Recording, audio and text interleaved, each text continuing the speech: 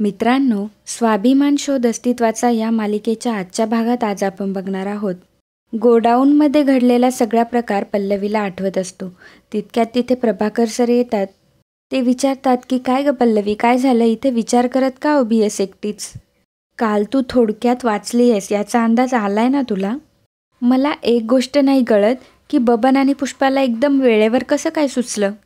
पल्लवी म्हणते की ते तर माहीत नाही, पण अगदी देवासारखे धावून आले ते. प्रभाकर सर विचारतात की तू तिकडे गेली होतीस तर तुझ्या काही हाती सापडलं का? पल्लवी सांगते की बाबा असं काही मोठं काही सापडलं नाही, पण संशय येण्यासारख्या बऱ्याचशा गोष्टी होत्या तिथे. तिथे बळजबरीने कोणाला तरी बांधून ठेवलं होतं हे नक्की. तिथे एक खुर्ची होती आणि एक रस्सी होती, त्याला रक्त लागलेलं होतं. प्रभाकर सरांना तर धक्काच बसतो. ते म्हणतात, अगं सांगतेस काय तू? पण तुझा काय अंदाज आहे, कोण असावं तिकडे?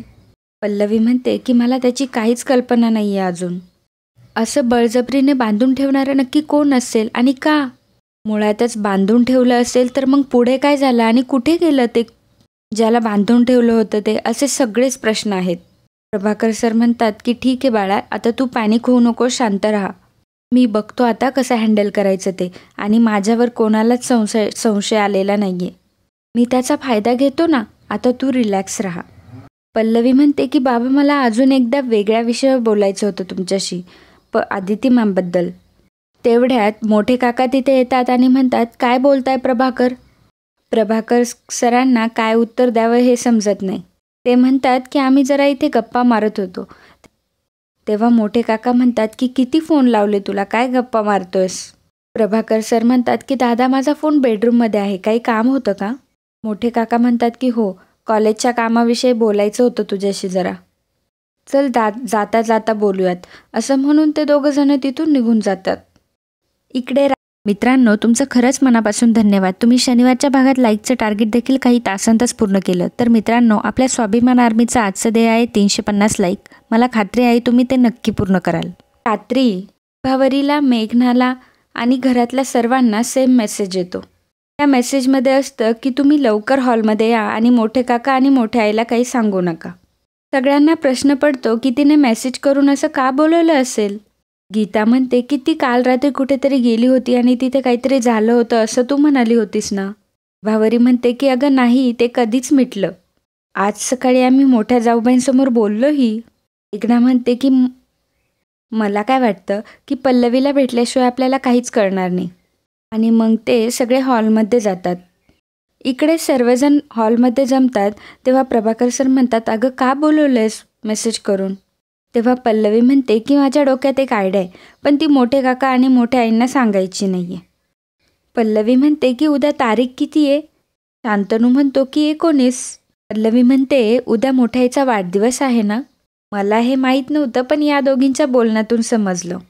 बरं मग काय ठरलंय आपलं, काय करूयात आपण? विभावरी म्हणते की खास असं काही नाही, पण तुला सांगितलं नाही का त्यांच्या आवडीचे पदार्थ, खास पुरणपोळी, जी वगैरे. पल्लवी म्हणते हो, ते जेवणाचं झालं ना, पण त्यांचा उद्याचा वाढदिवस स्पेशल आहे. उद्या त्यांना 61 वर्ष पूर्ण होणार आहेत. मग त्यांची 61 जरा वेगळ्या पद्धतीने सेलिब्रेट करूया का?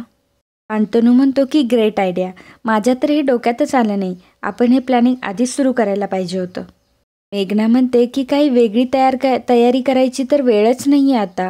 पल्लवी म्हणते की काही हरकत नाही, आपल्याला आधी जरी लक्षात आलं नसलं तरी आत्ता वेळ आहे की. पण मला आधी सगळ्यांनी सांगा की तुम्हाला चालणार आहे ना, तुमची सर्वांची इच्छा आहे ना? शांतनू म्हणतो की ऑफकोर्स. तेव्हा पल्लवी म्हणते सगळ्यांनी मिळून मदत केली तर सगळं काही शक्य आहे. म्हणते की आपण एक काम करूया, विभा काकू जेवणाचं जसं ठरलंय तसंच करूयात. सजावट करावी लागेल तर सकाळी सजावटीच्या वस्तू घेऊन येऊयात आपण. आणि शांतनू, तुम्ही केक ऑर्डर कराल ना? शांतनू म्हणतो की हो, उद्या डिलिव्हर होईल तो. पल्लवी म्हणते की झालं तर मग मोठ्या आईंना छान वाटावं असं वातावरण ठेवूयात. विभा काकू, उद्या 61 दिव्यांनी ओवाळूयात हा आपण त्यांना. भावरी म्हणते की खरंच पल्लवी, खूप छान कल्पना आहे. काय काय सुचत असतं ना हिला. सगळ्यांचं बर्थडेचं प्लॅनिंग चालू असताना नेमकी मोठी आई पाणी घेण्यासाठी किचनमध्ये येते. ती त्यांना बघते आणि म्हणते की आत्ता नेमकं कसली चर्चा चालू आहे यांची. प्रभाकर सरांना मात्र पल्लवीने केलेल्या बर्थडेचं प्लॅनिंग अजिबात मान्य नसतं. प्रभाकर सर म्हणतात, अगं पल्लवी, काय आहे हे सगळं? पल्लवी म्हणते की बाबा, माझं प्लॅनिंग मी तुम्हाला नंतर नीट समजावून सांगेल. एवढ्यात शांतनू आणि ज्योती हसायला लागतात. पल्लवी म्हणते की अरे जरा हळू ना, मोठ्या आईंपासून लपवलंय आपण. एवढ्यात मोठी आई म्हणते की काय लपवलंय माझ्यापासून? काय ग पल्लवी, काय चाललंय? काय कळायला नकोय मला? शांतनू, अरे तू तरी सांग काय झालंय? तू तर माझ्यापासून काहीच लपवत नाही ना. अरे ही काहीतरी तुम्हाला सांगते आणि तुम्ही सर्वजण तिचं ऐकताय. असं का वागताय सगळेजण? विभावरी, गीता, मेघना, तुम्ही सुद्धा? गीता म्हणते की मोठी आई, माझा अभ्यास आहे, मी जरा जाते हां, असं म्हणून ती कलटी मारते. विभावरी आणि मेघनासुद्धा कारण देऊन तिथून निघून जातात. मोठी आई म्हणते की अरे हे काय चाललंय, मला कळेल का? तेव्हा पल्लवी म्हणते की मोठी आई, आम्ही सहजच गप्पा मारत होतो, तुम्हाला वाटतंय असं लपून वगैरे काही नाही. चला चला तुम्ही या ना खोलीमध्ये. असं म्हणून पल्लवी मोठ्या आईला खोलीपर्यंत आणते. मोठी आई म्हणते की सोड मला. काय हा आगाऊपणा? मी बोलत असताना मध्येच मला बाजूला करण्याची हिंमत कशी झाली तुझी? पल्लवी म्हणते की बाजूला तर तुम्हाला करायचंच आहे हो, पण त्याला वेळ आहे अजून. मोठी आई म्हणते की हे काय नाटक आहेत? काय सांगितलं तू त्यांना? पल्लवी म्हणते की अहो फार काही नाही, एक छोटंसं सरप्राईज मिळेल उद्या तुम्हाला. मोठी आई म्हणते की म्हणजे तू काय करणार आहेस नक्की? पल्लवी म्हणते की खोट्या आई, एवढं घाबरायला काय झालं? सगळी सत्ता अजून तुमच्याच हातात आहे ना. मग एवढा घाम फुटायला काय झाले? आणि काय हो, सगळंच जाणून घ्यायची एवढी काय घाई? थांबा ना जरा, ते सरप्राईज आहे आणि ते उद्या कळलं तरच त्याची मज्जा. आता आज जा आणि कसलाच विचार नका करू. भेटूयातच एका छोट्याशा सरप्राईजसह. म्हणते की गुड नाईट, स्वीट ड्रीम आणि शांतपणे झोपा हां. आणि पल्लवी तिथून निघून जाते. तेव्हा मोठी आई मनात म्हणते की कसली तयारी करत असेल ही? आणखी काही लागलं नसेल ना हिच्या हाताला? नाही, सावधच राहायला हवं. मित्रांनो, शनिवारच्या एपिसोडमध्ये रेश्मा भगत, चंद्रशेखर सात्विक, गीता चंदेल, संध्या कोरडे, किरण भंडारी, रमा वाडकर, आशा लाखी, दगडू कदम यांनी व्हिडिओला कमेंट करून व्हिडिओला खूप छान प्रतिसाद दिल्याबद्दल त्यांचे खूप खूप धन्यवाद. सकाळी उठल्यावर पल्लवी गणपती बाप्पाची मूर्ती हातात घेऊन म्हणते की बाप्पा, आज फक्त माझाच नाही तर माझ्या जवळच्या लोकांच्या आयुष्यातला सुद्धा महत्त्वाचा दिवस आहे. आज खूप मोठं पाऊल टाकणार आहे मी. माझ्या या निर्णयामुळे शांतनू माझ्यावर रागवतील याचा अंदाज आहे मला, पण बाप्पा मी हे सगळं त्यांच्या भल्यासाठी करते. आदिती मॅमला माझी भूमिका पटते आणि मी बाबांनाही समजावून सांगेल. शांतनूंनी इतकी वर्ष आयुष्यात जे काही गमावलंय ते त्यांना परत मिळवून देण्याचा प्रयत्न करते. ते माझ्यावर रागवलेत, पण त्यांना प्रेमाने समजावून सांगितलं तर त्यांनाही माझं म्हणणं पटेल. मीच त्यांची समजूत घालेल. मला खात्री आहे या घटनेनंतर आमच्या नात्यावर काहीच परिणाम होणार नाही. बाप्पा, तुझे आशीर्वाद असेच कायम आमच्यासोबत असू देत. इकडे सर्वांची बर्थडेची तयारी जवळजवळ होतच आलेली असते. शांतनू पल्लवीला म्हणतो की पल्लवी, तू सांगितल्याप्रमाणे मोठ्या आईला आणि मोठ्या काकांना याबद्दल काहीच कल्पना नाही. पल्लवी म्हणते की अहो म्हणूनच तर कल्पना दिली होती ना तुम्हाला. त्या म्हणते की आज खूप मज्जा येणार आहे. आज मोठ्या आईने हे सर्व बघितल्यावर तिला इतकी मज्जा येणार आहे म्हणजे खूप वाटेल त्यांना. भावरी म्हणते की काल त्या इतकं खोदून विचारत होत्या ना. मेघना म्हणते की पण भाऊजी, अजून काय काय करायचं आहे आपण? तेव्हा शांतनू म्हणतो की वहिनी, आपली इव्हेंट मॅनेजर आहे ना पल्लवी सूर्यवंशी, ती मार्गदर्शन करेलच की आपल्याला. पल्लवी म्हणते अहो मार्गदर्शन काय, केकची ऑर्डर दिली आपण, आता केक येईलच इतक्यात. मेघनाताई, फ्रीजमध्ये केक गुपचूप ठेवण्याचं काम तुमचं. आणि गीता, डेकोरेशन तर खूप सुंदर आहे, पण काही राहिलं नाही ना ते एकदा बघून घे. पल्लवी म्हणते की शांतनू, बाबा कुठे? तेव्हा शांतनू म्हणतो की रेडी होत असतील, मी बोलावतो त्यांना. तेव्हा पल्लवी म्हणते थांबा, मीच बोलावते. तुम्ही आणि गीता मोठ्या आईला घेऊन या थोड्या वेळातच. पल्लवी प्रभाकर सरांच्या रूममध्ये येते आणि म्हणते बाबा हे काय, तुम्ही अजून आवरलं नाही का? अहो सगळ्यांचं आवरलंय सुद्धा, आता वाढदिवसाचा कार्यक्रम सुरूच होणार आहे. प्रभाकर सर म्हणतात की बाळा, तुझं काय चाललंय, कळतंय का तुला? काल सकाळी तुम्हाला काय सांगितलं होतंस, तुला काहीतरी बोलायचं आहे ना? मग ते अर्धवटच राहिलंय. स्वतःच प्लॅनिंग करून वाढदिवसाचे मेसेज पाठवते. पल्लवी, आपलं काय ठरलं होतं, आपण तिघांनी मिळून दुष्ट लोकांचा नाश करायचा, मग स्वतःच पुढाकार घेतला वाढदिवस साजरा करायचा.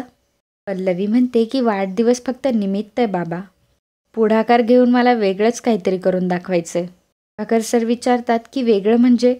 पल्लवी म्हणते मग ती प्रभाकर सरांना आपला प्लॅन सांगू लागते. पल्लवी म्हणते की बाबा, यापुढे आता फक्त तुमच्या आयुष्यात सुख आणि समाधानच असलं पाहिजे. प्रभाकर सर म्हणतात की तुझं बरोबर आहे बाळा, पण आधी तिला ह्या सगळं माहिती आहे का? पल्लवी म्हणते की हो बाबा, माझं बोलणं झालं आहे त्यांच्याशी. तुम्ही फक्त त्यांना कॉल करून तयार राहायला सांगा. तर तुमच्या मनात काही शंका नाही आहे ना?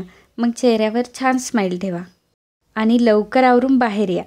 पल्लवी जायला निघते तेव्हा प्रभाकर सर म्हणतात की पल्लवी, बाळा तू आमच्या दोघांसाठी जे काही करतेयस त्यात मनापासून थँक्स. पल्लवी म्हणते की बाबा थँक्स काय त्यात, सून म्हणून माझं कर्तव्यच आहे ते. प्रभाकर सर म्हणतात की नाही बाळा, तू हे सर्व कर्तव्याच्या पुढे जाऊन करतेस. तुझ्या पुढच्या आयुष्यासाठी माझ्याकडून खूप खूप शुभेच्छा. पल्लवी म्हणते की बाबा आवरा लवकर आणि लवकर या खाली. इकडे मोठे काका सुपर्णाला म्हणत असतात की सुपर्णा, आवरलं का तुझं?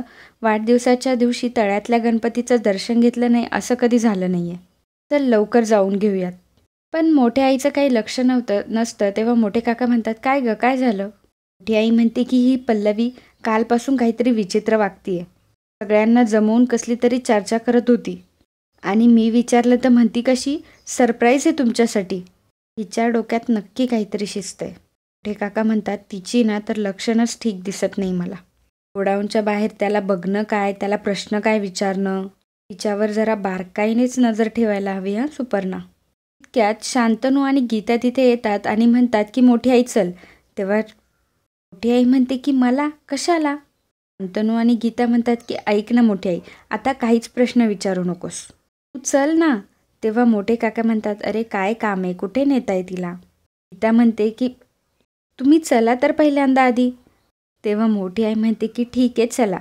शांतनू मोठ्या आईचे डोळे बंद करून तिला हॉलमध्ये आणतो आणि मग ती मोठ्या आईच्या डोक्यावर फुगा फोडते आणि सगळेजण सरप्राईज असं म्हणून ओरडतात. मोठ्या आईला तर हे बघून खूप जास्त आनंद होतो. ती म्हणते अरे बापरे, एवढं सगळं केलंय तुम्ही? शांतनू म्हणतो की आमच्या मोठ्या आईसाठी काही पण.